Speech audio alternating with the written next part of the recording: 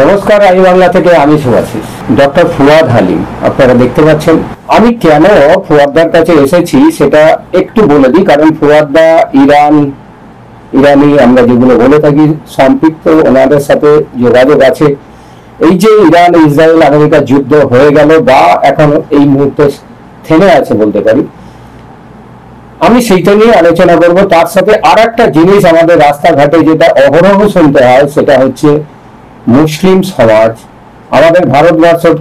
আমাদের ভারতবর্ষটাকে কি আগ্রাসন করে নিচ্ছে, বা তারা যে আমাদের যে শুনতে হয় বারে বারে যে মুসলিম কান্ট্রি তৈরি হবে, তারা আমাদের হিন্দুদের কোনো জায়গা থাকবে না, সেইটা নিয়ে আমরা একটু ভিতরের দিকে আলোচনা করব। ভেবে দেখতে বলবো যারা দেখছেন রায় বাংলা তাদের একটু এইটা ভিডিওটা দেখুন, দেখলে বুঝতে পারবেন যে কি পরিস্থিতি তৈরি হয়, কি প্রোপাগান্ডা তৈরি হয়। রায় বাংলাতে আপনাকে স্বাগত।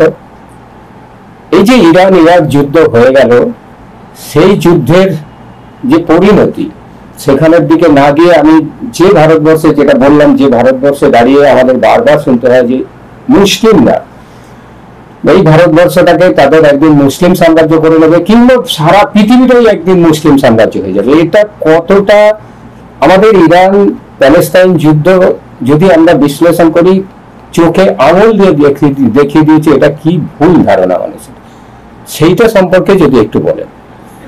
দেখুন, আমাদের স্বাধীনতা সংগ্রামের সময় মুসলমান সমাজের মধ্যে চিন্তার জগতে, মননের জগতে মতাদর্শগতভাবে তিনটে স্রোত বইছিল। সেই তিনটে স্রোতের আলোচনা করলেই আজকে দাঁড়িয়ে ইরান এবং ইসরায়েলের যে যুদ্ধ, তার ভিত্তিতে দাঁড়িয়ে আমরা তথাকথিত যে মুসলমান রাষ্ট্রগুলো আছে তার মধ্যে যে বিভাজন আছে, সেই বিভাজনগুলো আমরা কিন্তু খুব সরলভাবে বুঝতে পারবো। ভারতবর্ষের স্বাধীনতা সংগ্রামের সময় মুসলিম সমাজের মধ্যে একটা স্রোত ছিল ইসলামিক আন্তর্জাতিকতাবাদ, যার প্রবক্তা ছিলেন মৌলানা মওদুদী সাহেব। ওনাদের বক্তব্য ছিল যে ইসলাম এমন একটি দর্শন যেটা গোটা পৃথিবীকে গ্রাস করবে এবং গোটা পৃথিবীর মানুষ কোনো না কোনো সময় ইসলাম ধর্মকে গ্রহণ করবে। ফলে একটা রাষ্ট্র ইসলাম ধর্মের ভিত্তিতে তৈরি করাটা এই মুহূর্তে দাঁড়িয়ে খুব একটা কাজের কাজ হবে না, সেটা বরঞ্চ ইসলামিক আন্তর্জাতিকতাবাদকে ক্ষতি করবে। ফলে সেই দৃষ্টিভঙ্গি থেকে তারা পাকিস্তানের জন্মকে বিরোধিতা করেছিল। দ্বিতীয় স্রোত ছিল ইসলামিক ন্যাশনালিজমে অথবা ইসলামিক রাষ্ট্রবাদে অথবা ধর্মীয় রাষ্ট্রবাদ আপনি বলতে পারেন, যারা ভেবেছিল একটা ধর্মের ভিত্তিতে একটা রাষ্ট্র গঠন করা যেতে পারে। তার মধ্যে পাকিস্তানের প্রবক্তা মুসলিম লীগের নেতৃত্ব ছিলেন, জিনা সাহেব উনার প্রবক্তা ছিলেন, এবং পাশাপাশি ওনার এই যে ধর্মীয় রাষ্ট্রবাদের সমসাময়িক যারা ধর্মীয় রাষ্ট্রবাদকে সমর্থন করেছিল, তারা ইসরায়েল রাষ্ট্রকে গঠন করার জন্য ভূমিকা পালন করে তারা বলেছিল যে ধর্মের ভিত্তিতে একটা রাষ্ট্র করা যেতে পারে। এবং ভারতবর্ষের মধ্যে আরএসএস এবং হিন্দু মহাসভার লোকজনও কিন্তু ধর্মীয় রাষ্ট্রবাদের পক্ষে বক্তব্য রেখেছিল, এবং তারা এই তত্ত্বটাকে গ্রহণ করেছিল যে এখানে দুটি জাতি আছে এবং এই দুটি জাতির ভিত্তিতে রাষ্ট্র গঠন করা উচিত, একটা হচ্ছে মুসলমান রাষ্ট্র, একটা হিন্দু রাষ্ট্র। তৃতীয় স্রোত যেটা ছিল, সেই স্রোতটা কম্পোজিট ন্যাশনালিজম অথবা ধর্মনিরপেক্ষ রাষ্ট্রের মধ্যে মুসলমানরা বসবাস করতে পারবে, সেই মতাদর্শের পক্ষে ছিল, যেখানে অধিকাংশ ভারতবর্ষের মুসলমানরা কিন্তু তাতে অংশগ্রহণ করেছিল। আপনাকে মাথায় রাখতে হবে, পাকিস্তান গঠন করার পরেও সংখ্যা দিক থেকে সব থেকে বেশি মুসলমানরা কিন্তু ধর্মনিরপেক্ষ ভারতবর্ষে রয়ে গিয়েছিলেন, তারা কিন্তু যাননি পাকিস্তানে। এবং দক্ষিণ ভারত থেকে 18টা পরিবার মাত্র পাকিস্তানে তারা মাইগ্রেট করলেন, তারা গেলেন। ফলে আপনি যদি দেখেন সেই অর্থে আসামের বড় একটা মুসলমান অধ্যুষিত এলাকার মধ্যে মানুষরা কিন্তু তারা কিন্তু পলায়ন করেনি। পশ্চিমবাংলা থেকে একটা বড় অংশের মানুষ কিন্তু তারা যায়নি, এবং আমরা সেটা বিভিন্ন রাজ্যগুলোর মধ্যে তার পরিচয় পাই। এখনো পৃথিবীর মধ্যে দ্বিতীয় স্থানে সংখ্যা হিসেবে মুসলমানরা ভারতবর্ষে বসবাস করে, ইন্দোনেশিয়া হচ্ছে প্রথম রাষ্ট্র।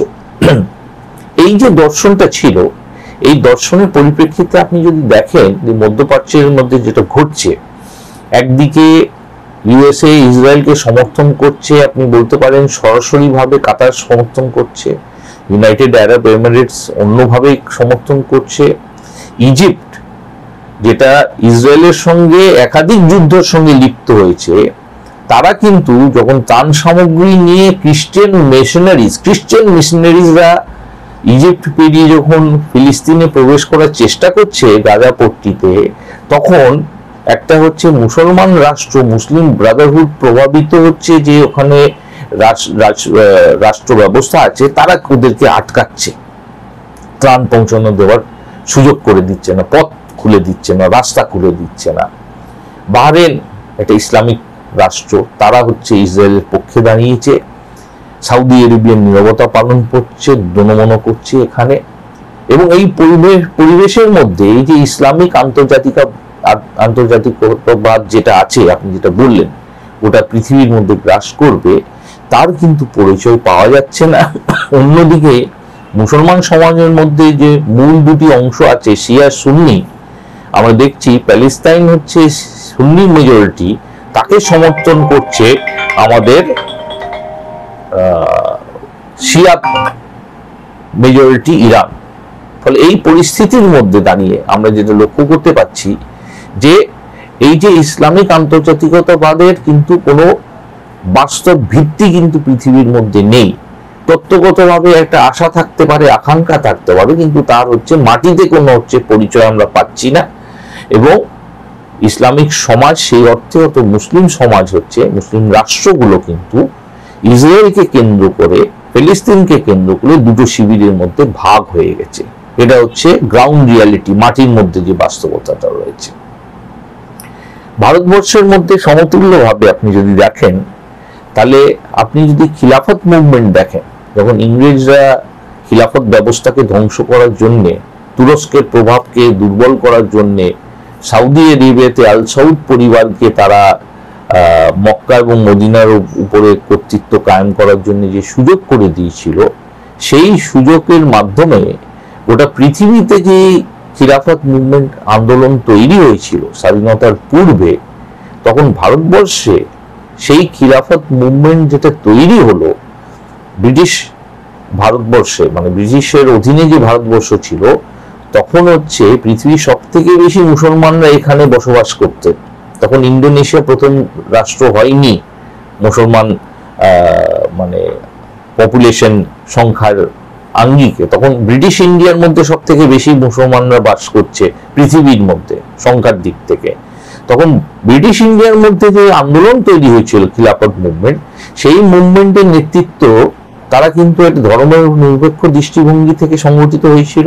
মহাত্মা গান্ধীকে সভাপতি হিসেবে ডাকা হয়েছিল, নেতাজি সুভাষচন্দ্র বোস সভাপতি হিসেবে সেই মিটিং অংশগ্রহণ করছে, চিত্তরঞ্জন দাস সেই মিটিং হচ্ছে সভাপতি হিসেবে ছিলেন। একেবারে ধর্মীয় ব্যাপার, কিন্তু আন্দোলনের অভিমুখটা ধর্ম নিরপেক্ষ, সবাইকে নিয়ে সে আন্দোলনটা সংগঠিত হয়েছিল।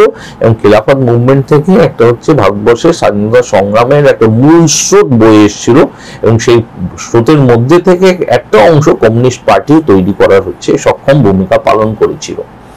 ফলে যারা এই কথা বলছে যে ইসলামিক ধর্মের ভিত্তিতে গোটা পৃথিবী অথবা একটা রাষ্ট্র অথবা ভারতবর্ষ হচ্ছে গ্রাস করবে একটা সময়, কিছু কিছু লোকজন সেই ধারণা পোষণ করছে, বাস্তবের কিন্তু ইতিহাসের আঙ্গিকে এই দৃষ্টিভঙ্গি কোনোদিন ঠাঁই পায়নি। এবং মধ্যপ্রাচ্যের যে ভাঙন আজকে আছে, সেই ভাঙনটা স্পষ্ট করে দিচ্ছে যে এই ধর্মের ভিত্তিতে যে ঐক্য ডাক হতে পারে, কিন্তু বাস্তবে কোনোদিন কার্যকরী হয় না। ফলে কোন ধর্মের হচ্ছে ডাকে কোনোদিন পৃথিবীর হচ্ছে একটা বড় অংশ মানুষকে একত্রিত করা গেছে, এবং সেই তার ভিত্তিতে রাষ্ট্র গঠন অথবা হচ্ছে একইভাবে হচ্ছে তাদের জীবনযাপন করার জন্য পদ্ধতি গ্রহণ করা, সেরকম কিন্তু উদাহরণ নেই। রাষ্ট্র জাতির উপরে হয়, ভাষার ভিত্তিতে হয়, কালচারের উপরে হয়, এইসব দৃষ্টিভঙ্গির ভিত্তিতে হচ্ছে রাষ্ট্র গঠন হয়। ধর্মের ভিত্তিতে দুটি রাষ্ট্র গঠন হয়েছে আপাতত, ইসরায়েল একটি, দ্বিতীয় পাকিস্তান। তাদের অবস্থা দেখে আমরা বুঝতে পারি সেটা খুব একটা হচ্ছে লোভনীয় উদাহরণ নয় পৃথিবীতে।